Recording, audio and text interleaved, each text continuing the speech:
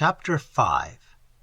It took me a week to perfect my arrangements for transporting the great ox, by water, to Port of Waves, where a lumber schooner was to be sent from Petite Saint-Isola, chartered by me for a voyage to New York. I had constructed a cage made of osiers, in which my ox were to squat until they arrived at Bronx Park. My telegrams to Professor Farrago were brief. One merely said, "Victory." Another explained that I wanted no assistance, and a third read, "Schooner chartered. Arrive New York July 1st. Send furniture van to foot of Bluff Street." My week as a guest of Mr. Holliard proved interesting. I wrangled with that invalid to his heart's content. I worked all day on my osier cage. I hunted the thimble in the moonlight with the pretty nurse. We sometimes found it. As for the thing they called the harbor master, I saw it a dozen times, but always either at night or so far away and so close to the sea that of course no trace of it remained when I reached the spot, rifle in hand. I had quite made up my mind that the so-called harbor master was a demented darky, wandered from heaven knows where, perhaps shipwrecked and gone mad from his sufferings. Still, it was far from pleasant to know that the creature was strongly attracted by the pretty nurse. She, however, persisted in regarding the harbor master as a sea creature. She earnestly affirmed that it had gills, like a fish's gills, that it had a soft, fleshy hole for a mouth, and its eyes were luminous and lidless and fixed. "Besides," she said with a shudder, "it's all slate color, like a porpoise, and it looks as wet as a sheet of India rubber in a dissecting room." The day before I was to set sail with my ox in a catboat bound for Port of Waves, Holliard trundled up to me in his chair and announced his intention of going with me. "Going where?" I asked. "To Port of Waves, and then to New York," he replied tranquilly. I was doubtful, and my lack of cordiality hurt his feelings. "Oh, of course, if you need the sea voyage," I began. "I don't. I need you," he said savagely. "I need the stimulus of our daily quarrel. I never disagreed so pleasantly with anybody in my life. It agrees with me. I am 100% better than last week." I was inclined to resent this, but something in the deep-lined face of the invalid softened me. Besides, I had taken a hearty liking to the old pig. "I don't want any mawkish sentiment about it," he said, observing me closely. "I won't permit anybody to feel sorry for me. Do you understand?" "I'll trouble you to use a different tone in addressing me," I replied haughtily. "I'll feel sorry for you if I choose to." And our usual quarrel proceeded, to his deep satisfaction. By 6 o'clock next evening, I had Holliard's luggage stowed away in the catboat, and the pretty nurse's effects corded down, with the newly hatched auk chicks in a hat box on top. She and I placed the osier cage aboard, securing it firmly, and then, throwing tablecloths over the ox heads, we led those simple and dignified birds down the path and across the plank at the little wooden pier. Together we locked up the house, while Holliard stormed at us both and wheeled himself furiously up and down the beach below. At the last moment she forgot her thimble, but we found it, I forget where. "Come on," shouted Holliard, waving his shawls furiously. "What the devil are you about up there?"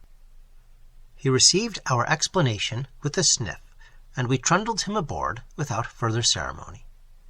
"Don't run me across the plank like a steamer trunk," he shouted, as I shot him dexterously into the cockpit. But the wind was dying away, and I had no time to dispute with him then. The sun was setting above the pine-clad ridge as our sail flapped and partly filled, and I cast off and began a long tack east by south, to avoid the spouting rocks on our starboard bow. The seabirds rose in clouds as we swung across the shoal, the black surf ducks scuttered out to sea, the gulls tossed their sun-tipped wings in the ocean, riding the rollers like bits of froth. Already we were sailing slowly out across that great hole in the ocean, 5 miles deep, the most profound sounding ever taken in the Atlantic. The presence of great heights or great depths, seen or unseen, always impresses the human mind, perhaps oppresses it. We were very silent. The sunlit stain on cliff and beach deepened to crimson, then faded into somber purple bloom that lingered long after the rose tint died out in the zenith. Our progress was slow. At times, although the sail filled with the rising land breeze, we scarcely seemed to move at all. "Of course," said the pretty nurse, "we couldn't be aground in the deepest hole in the Atlantic." "Scarcely," said Halyard sarcastically, "unless we're grounded on a whale." "What's that soft thumping?" I asked. "Have we run afoul of a barrel or log?" It was almost too dark to see, but I leaned over the rail and swept the water with my hand. Instantly, something smooth glided under it, like the back of a great fish, and I jerked my hand back to the tiller. At the same moment, the whole surface of the water seemed to begin to purr, with a sound like the breaking of froth in a champagne glass. "What's the matter with you?" asked Halyard sharply. "A fish came up under my hand," I said. "A porpoise or something." With a low cry, the pretty nurse clasped my arm in both her hands. "Listen," she whispered. "It's purring around the boat." "What the devil's purring?" shouted Halyard. "I won't have anything purring around me." At that moment, to my amazement, I saw that the boat had stopped entirely, although the sail was full and the small pennant fluttered from the masthead. Something, too, was tugging at the rudder, twisting and jerking it until the tiller strained and creaked in my hand. All at once it snapped. The tiller swung useless, and the boat whirled around, heeling in the stiffening wind, and drove shoreward. It was then that I, ducking to escape the boom, caught a glimpse of something ahead, something that a sudden wave seemed to toss on deck and to leave there, wet and flapping.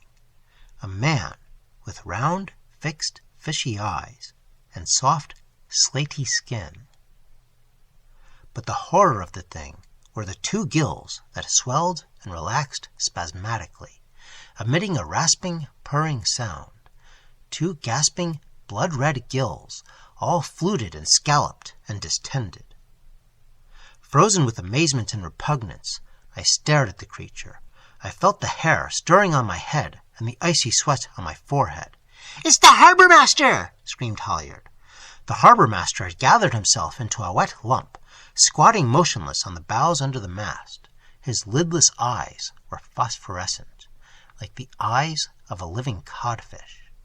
After a while, I felt that either fright or disgust was going to strangle me where I sat, but it was only the arms of the pretty nurse clasped around me in a frenzy of terror. There was not a firearm aboard that we could get at. Halyard's hand crept backward where a steel-shod boat-hook lay, and I also made a clutch at it. The next moment I had it in my hand and staggered forward, but the boat was already tumbling shoreward among the breakers, and the next I knew, the harbour master ran at me like a colossal rat, just as the boat rolled over and over through the surf, spilling freight and passengers among the seaweed-covered rocks. When I came to myself, I was thrashing about knee-deep in a rocky pool, blinded by the water and half suffocated, while under my feet, like a stranded porpoise, the harbour master made the water boil in his efforts to upset me, but his limbs seemed soft and boneless. He had no nails, no teeth, and he bounced and thumped and flapped and splashed like a fish, while I rained blows on him with the boat-hook that sounded like blows on a football.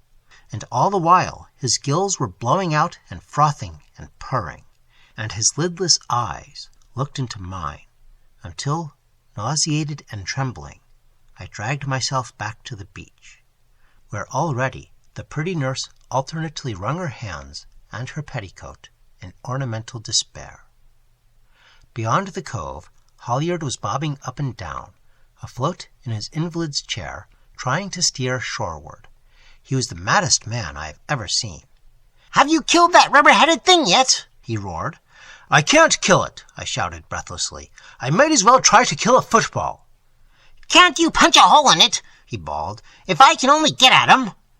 His words were drowned in a thunderous splashing, a roar of great broad flippers beating the sea, and I saw the gigantic forms of my 2 great auks, followed by their chicks, blundering past in a shower of spray, driving headlong out into the ocean. "Oh, Lord," I said, "I can't stand that!" And for the first time in my life, I fainted peacefully and appropriately at the feet of the pretty nurse. It is within the range of possibility that this story may be doubted. It doesn't matter.